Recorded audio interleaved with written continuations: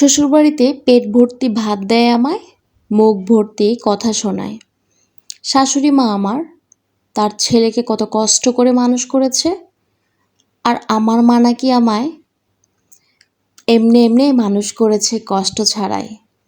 কারণ আমি মেয়ে মানুষ, আর মেয়েদেরকে মানুষ করতে কোনো কষ্টই হয় না, তাই না?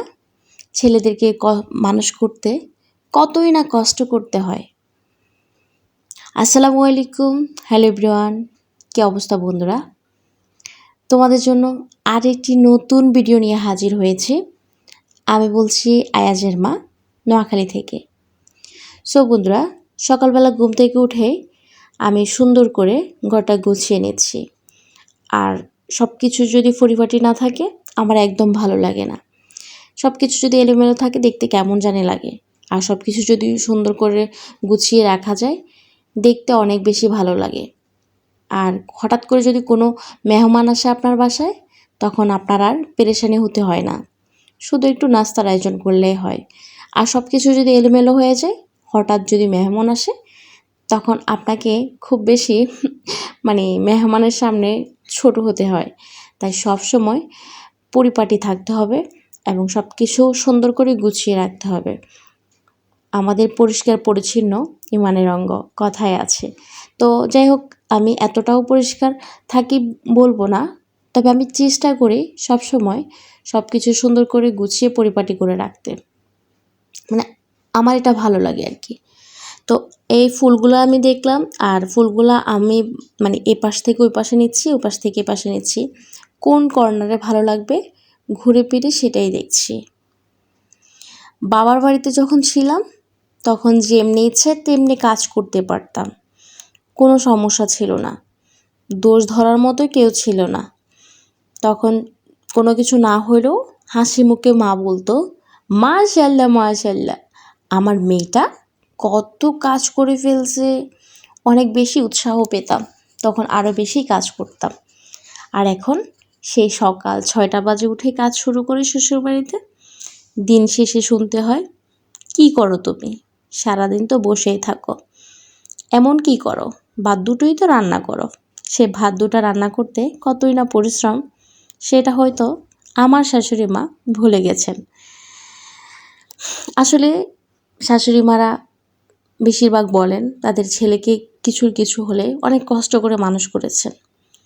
হয়তোবা আমাদের শাশুড়ি মারা এটা ভুলে যায় যে আমাদেরকেও তো আমাদের মারা কষ্ট করে মানুষ করেছে। আমাদের মারা আমাদেরকে বড় হয়ে কিছু করবে বা আমাদের কাছ থেকে কখনো কোনো কিছু আশা করে নাই। আমাদেরকে মানুষ করছে নিঃস্বার্থভাবে ভালোবেসে, আর ছেলেদেরকে ওইভাবে ভালোবেসে বড় করে বৃদ্ধকালের আশায়।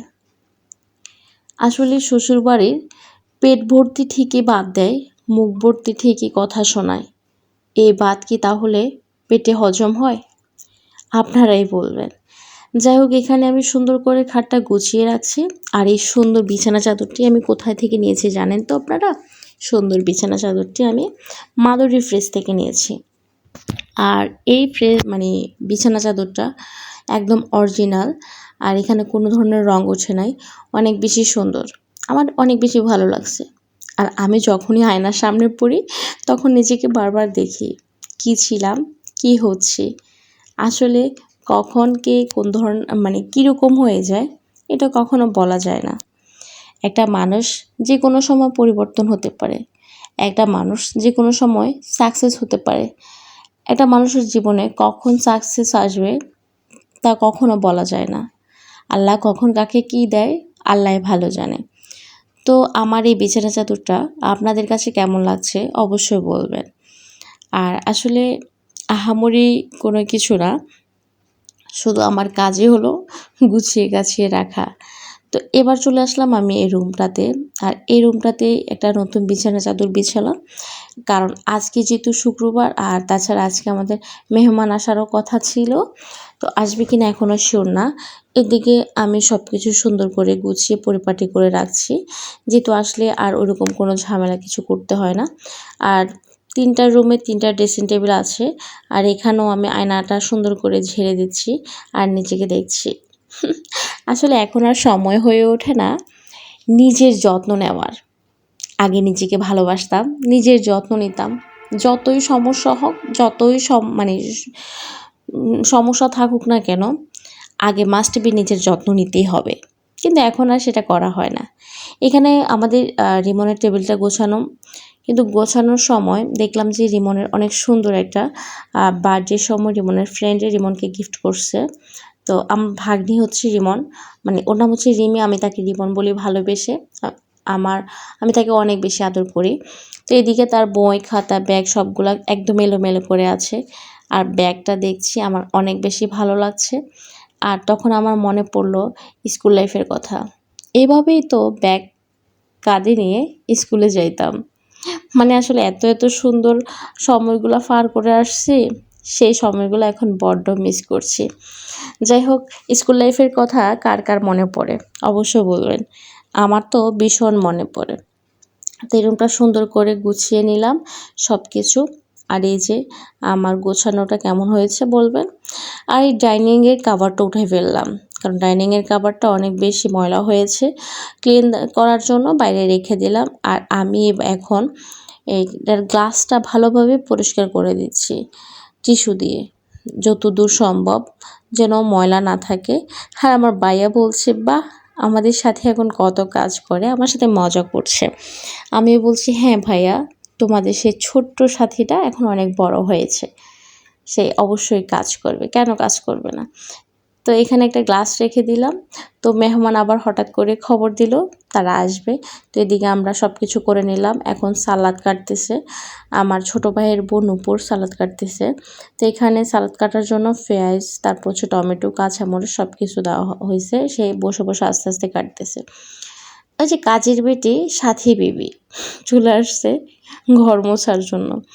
ঘরটা দেখতেছি যে আসলে কীরকম ময়লা ময়লা দেখাচ্ছে। আর প্রতিদিন যদি ক্লিন না করা হয়, এটা এইগুলা মানে টাইলসের মধ্যে বসে যায়, দেখতেও কেমন একটা লাগে, আর পায়ের মধ্যে গিজ গিজ গিজ গিজ করে। তাই সবসময় যতটুকু সম্ভব চেষ্টা করি একদম প্রতিদিন পরিষ্কার করার জন্য, কিন্তু হয়তো বা প্রতিদিন পরিষ্কার করা হয় না। এদিকে আমাদের আনিশা আম্মুটা দেখছে আর বলছে আমাকে, আন্টি তুমি এত কাজ করো এখন? ওই যে বাবার বাড়িতে যখন ছিলাম তখন এত বেশি একটা কাজ করতাম না, তবে যতটুকু সম্ভব পরিষ্কার পরিচ্ছন্ন রাখার চেষ্টা করতাম। এখন তো মোটামুটি কাজকর্ম করি, তাই আমাকে ওরা দেখে অনেক বেশি অবাক হয়। আগে মা যখন কিছু বলতো, আমি এখন এটা করব না, আমি এখন এটা পারবো না, এটা বলে অনেক দৌড় দিতাম। যাই হোক, এবার বাইরে এটা ক্লিন করছি, ক্লিন করে সুন্দর করে এখন ভেতরে চলে যাব।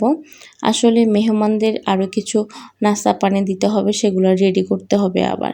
তো এগুলো আমার ভাবিকে ডাকলাম যে তুমি এগুলো করে নাও, আর এদিকে আমি আসতেছি। তো এদিকে নাস্তা দেওয়ার জন্য সব কিছু আগে থেকে রেডি করে রেখেছি, যেন মেহমান আসার সাথে সাথে সব কিছু সুন্দরভাবে দিয়ে দেওয়া যায়, দেরি না হয়। তো এদিকে প্লেট বাটি বল যা যা প্রয়োজন যাবতীয় সব কিছু রেখে দিলাম। এদিকে আমার আম্মু পোলাও করলো। যদিও আমি আম্মু বলি না, মা বলি, মা শব্দটাই আমার কাছে খুব বেশি মধুর লাগে। তো এদিকে রান্না করা হয়েছে, এই যে এখানে গরুর মাংস। তবে রান্নাটা অনেক বেশি টেস্টি হয়েছে, আর কালারগুলো তো অসম্ভব সুন্দর হয়েছে। আমার মায়ের হাতের রান্না মানে জাদু আছে। এগুলো হচ্ছে সিমের বিচি রান্না করা হয়েছে, আর এখানে হচ্ছে মুরগির মাংস রান্না করা হয়েছে। আসলে আমার মায়ের হাতের রান্নার মতো আমার মনে হয় না এরকম রান্না মানে হয় আর কি, যে প্রত্যেকটা লোকের কাছে প্রত্যেকটা মায়ের রান্না অনেক বেশি মজার হয়। এদিকে আমাদের অর্ণব বাবা আমাকে লুকিয়ে লুকিয়ে দেখছে। তো সব কাজকর্ম শেষ করে এবার একটু ভাইয়া চা বানালো, ভাইয়ার হাতের চা আজকে খাবো, যেখানে আমরা ভাইয়াকে বানিয়ে খাওয়াবো। ভাইয়া এতদিন পরে আসছে দেশে, সেখানে আমরা নিয়ে ভাইয়া আমাকে বানিয়ে খাওয়াচ্ছে, এটা অনেক বেশি ইন্টারেস্টিং।